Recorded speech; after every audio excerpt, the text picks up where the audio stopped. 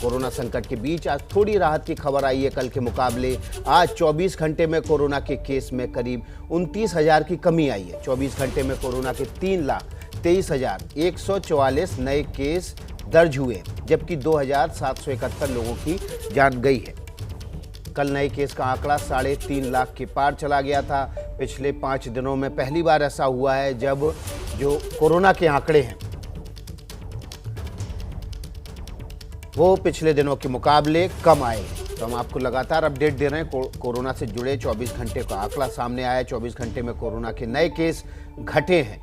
नए केस आज कोरोना के 3,23,144 आए हैं और कल के मुकाबले ये 23,000 घटे हैं। कोरोना से पिछले 24 घंटे में 2771 लोगों की मौत भी हुई है।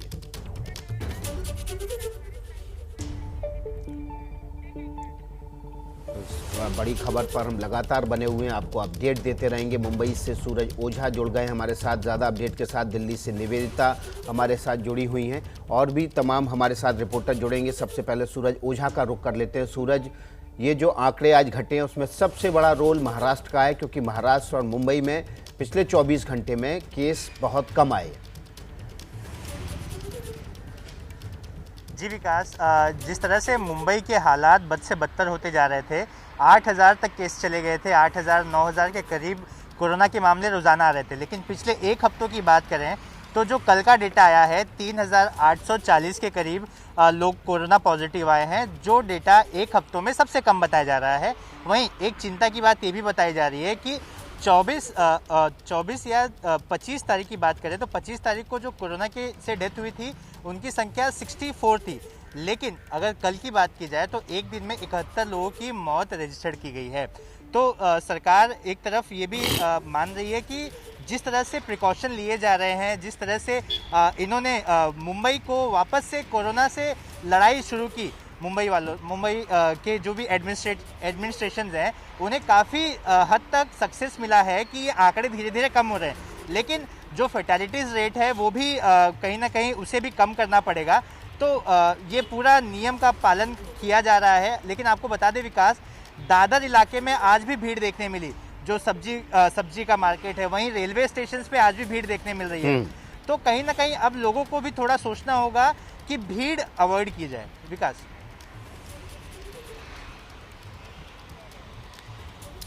तो सूरज, आपका बहुत बहुत शुक्रिया। आप बने रहिए, ज़्यादा अपडेट के लिए आपके पास आते रहेंगे। और इस बीच हम आपको दिखाते हैं कि किस तरह से आंकड़े जो हैं वो पिछले 24 घंटे में घटे हैं। ये देखिए, संक्रमण की दर जो है पिछले 24 घंटे में कल 25% थी, आज इस 24 घंटे में ये घट के 19% हो गई है। ताज़ा आंकड़े जो बता रहे हैं जो संक्रमण की दर है वो घटी है, यानी कि टेस्टिंग ज़्यादा हुई, उसके बावजूद मामले कम आए हैं और संक्रमण की दर पिछले 24 घंटे में घटी हुई नज़र आ रही है। दिल्ली से हमारे साथ निवेदिता शांडिल्य जुड़ गई है। निवेदिता, जो बड़ी वजह है आंकड़े घटने की, संक्रमण की दर भी घटी है पूरे देश में।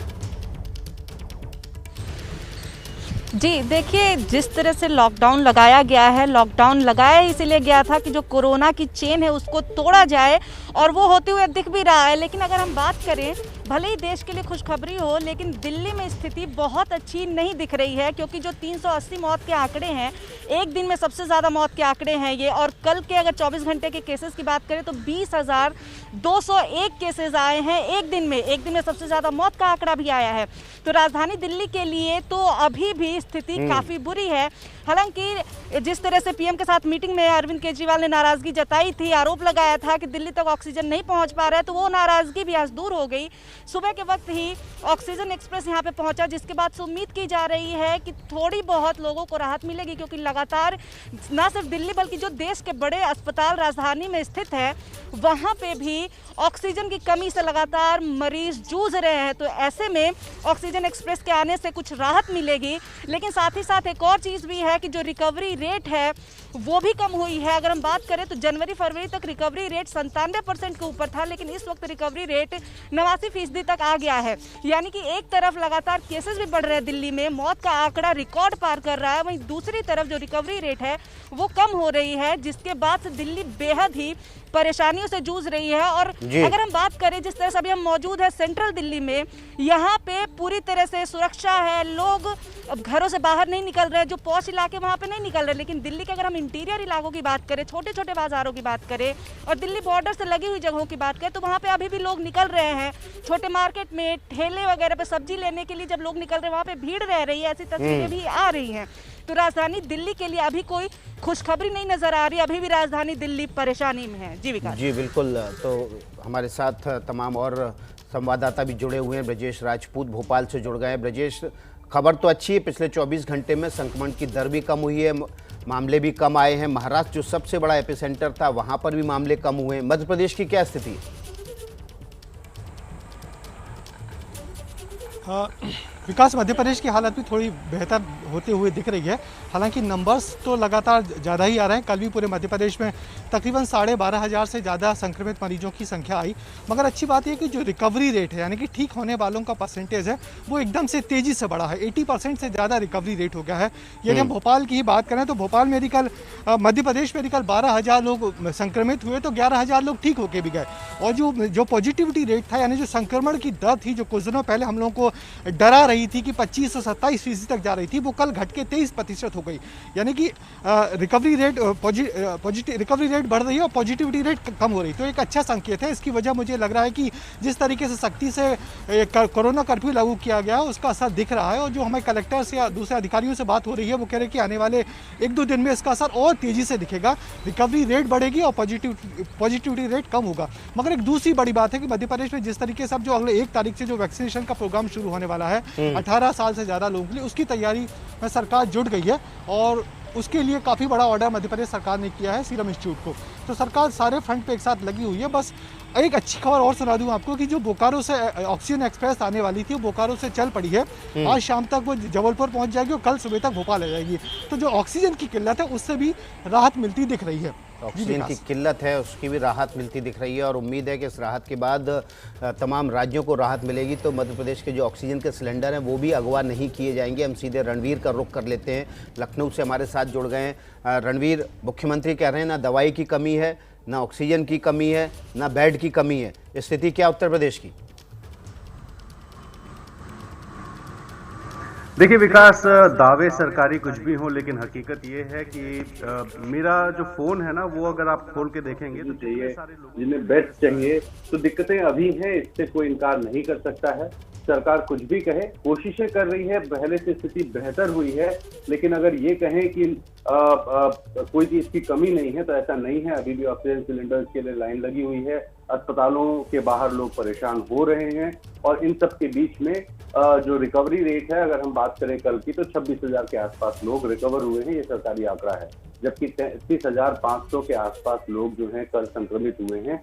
तो अभी भी बहुत से लोग जो टेस्ट कराना चाहते हैं वो टेस्ट नहीं करा पा रहे हैं। ऑक्सीजन की कुछ किल्लतें हैं, अस्पतालों की दिक्कतें हैं, लेकिन सरकार की तरफ से कोशिशें हो रही हैं। ये मैं नहीं कहूंगा कि सरकार कोशिश नहीं कर रही है, काम हो रहा है। और अगर 1 हफ्ते पहले की बात करें तो 1 हफ्ते के पहले की कंडीशन और आज की कंडीशन में कुछ सहूलियत जरूर है उत्तर प्रदेश में। लेकिन जिस तरीके से संक्रमण की बात करें तो रोज 30,000 से ज्यादा केसेज आ रहे हैं। बीते 1 हफ्ते से ज्यादा हो गए, कभी 38,000, कभी 35,000, कभी 33,000। तो ये आंकड़े हैं जो बता रहे हैं कि उत्तर प्रदेश के हालात फिलहाल अच्छे नहीं हैं। मुख्यमंत्री क्वारंटीन में है। उम्मीद की जा रही है कि 1-2 दिन में मुख्यमंत्री भी बाहर आ जाएंगे। लेकिन इस बीच में जरूरत है कुछ और ऐसे उपायों की, जिन उपायों से लोगों को सहूलियत मिल सके, क्योंकि लोग अभी भी पैनिक में हैं। और बहुत सारे रिक्वेस्ट ऐसे हैं जो शायद आपको भी आते होंगे उत्तर प्रदेश में, कि नोएडा से लेकर लखनऊ और गोरखपुर तक लोगों को एडमिट कराने में दिक्कतें आ रही हैं। इस बीच में बहुत सारे ऐसे प्राइवेट हॉस्पिटल्स हैं, जिन प्राइवेट हॉस्पिटल्स को सरकार ने एक्वायर किया है और उसमें क्वारंटीन और कोविड पेशेंट्स को एडमिट कराने की व्यवस्था की है। और जगह जगह से ऑक्सीजन भी मंगाए जा रहे हैं।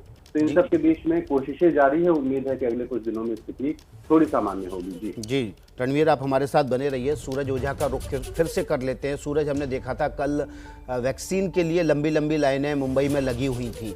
अब 1 तारीख से अब जब नया वैक्सीनेशन शुरू होगा 18 साल से ऊपर उम्र के लोगों को, तब फिर ये जो लंबी लंबी कतारें हैं, इनको कैसे मैनेज किया जाएगा? गर्मी भी बढ़ रही है और धूप भी तेज होने वाली है।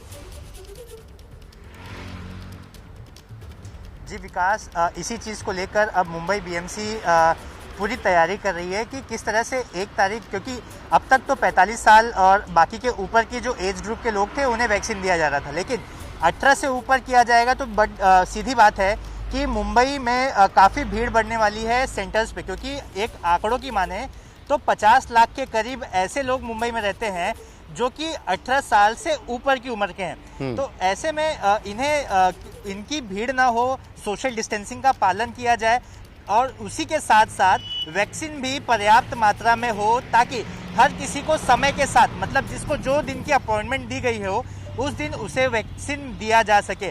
ऐसे में अब मुंबई जो लोकल बॉडीज़ हैं, सिविक बॉडीज़ हैं, स्टेट गवर्नमेंट है, वो सेंट्रल के साथ बातचीत कर रही है ताकि वैक्सीन मिलने में कोई ऐसा लेटेंसी ना हो। क्योंकि हमने अभी भी देखा कि कितने लोगों का नंबर तो आता है, लेकिन जब वैक्सीनेशन सेंटर पे जाते हैं तो वैक्सीन अवेलेबल नहीं होती, वैक्सीन ख़त्म हो जाती है। ऐसे में उन्हें वापस से अपने घरों पर जाना पड़ता है। और ऐसे समय में, जिस समय मुंबई में लोगों को कहा जाता है कि आप घरों से बाहर मत निकलिए, लोगों को वैक्सीन लेने के लिए 2-2 बार 3-3 बार अपने घरों से बाहर निकलना पड़ रहा है। तो ये काफ़ी चिंताजनक बात है। अगर इसका कोई सल्यूशन नहीं निकलता है, वैक्सीन पर्याप्त मात्रा में वैक्सीनेशन सेंटर पे नहीं पहुंचती है, तो 1 तारीख को हालात ख़राब दिखाई दे सकते हैं। विकास जी, सूरज, कोई प्लान महाराष्ट्र सरकार ने अभी तक बताया है किस तरह से वो वैक्सीनेशन करेगी, किस तरह से ड्राइव चलाएगी, कहाँ पर सेंटर होंगे, या पुराने सेंटर्स को ही बस अब नए जो वैक्सीन करवाने वाले होंगे उनके लिए और खोल दिया जाएगा?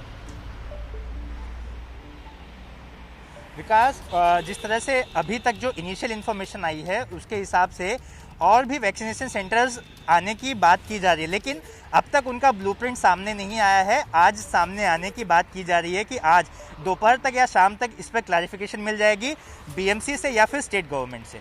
विकास, हमारे साथ निवेदिता सांडिल्य दिल्ली से बनी हुई हैं। निवेदिता, क्या दिल्ली में वैक्सीनेशन की नई ड्राइव के लिए, क्योंकि अब लोगों की तादाद बढ़ जाएगी, 18 साल से ऊपर वाले सभी लोग अब वैक्सीन लगवा पाएंगे, कोई ब्लूप्रिंट जारी किया है दिल्ली सरकार ने, या ब्लूप्रिंट बताया किस तरह से इस वैक्सीनेशन ड्राइव को आगे बढ़ाया जाएगा?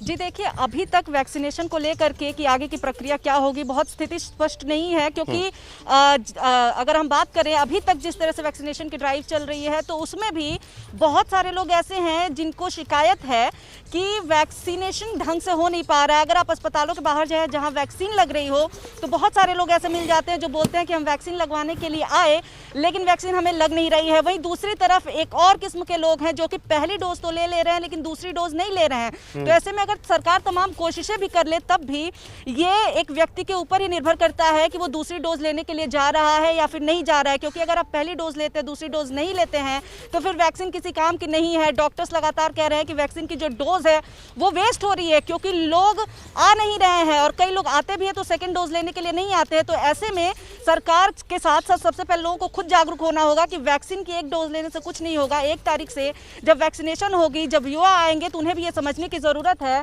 कि इतने मुश्किल हालात में जब वैक्सीनेशन हो रही है तो गंभीरता के साथ वैक्सीनेशन ड्राइव जो है उसमें हिस्सा लें और कोशिश करें कि वैक्सीन की जो डोजेज हैं वो वेस्ट ना हो और हर कोई दूसरी डोज ज़रूर ले, क्योंकि इस वक्त सबसे बड़ी परेशानी यही है कि वैक्सीनेशन हो भी रही है तो ढंग से नहीं हो पा रही है क्योंकि लोग लापरवाही कर रहे हैं। लोग लापरवाही कर रहे हैं और इस लापरवाही को ख़त्म करना होगा। तमाम साइंटिफिक स्टडी बता रही हैं कि वैक्सीन लगाने वाले लोगों में संक्रमण की दर वो 0.2 से 0.4% है।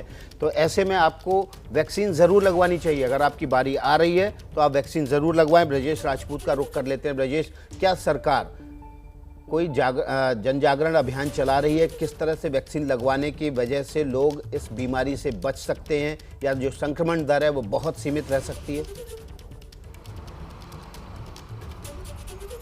विकास, अब पहले तो मैं आपको ये बता दूं कि मध्य प्रदेश सरकार ने कल ही जो नया वैक्सीनेशन का दौर शुरू हो रहा है उसके लिए एक बड़ा 180 करोड़ रुपए का ऑर्डर सीरम इंस्टीट्यूट को दिया है, तकरीबन 45 लाख डोजेस के लिए।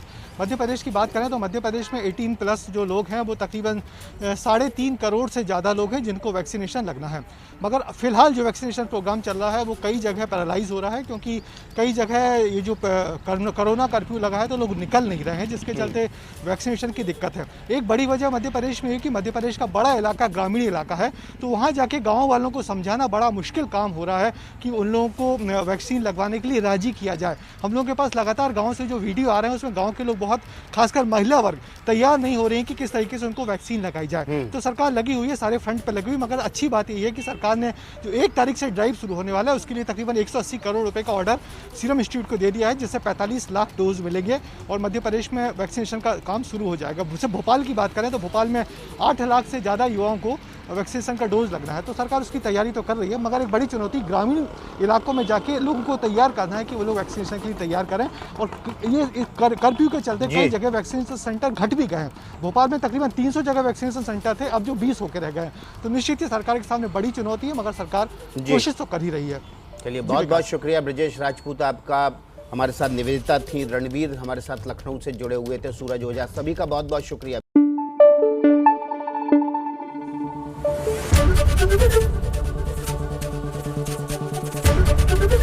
एबीपी न्यूज आपको रखे आगे।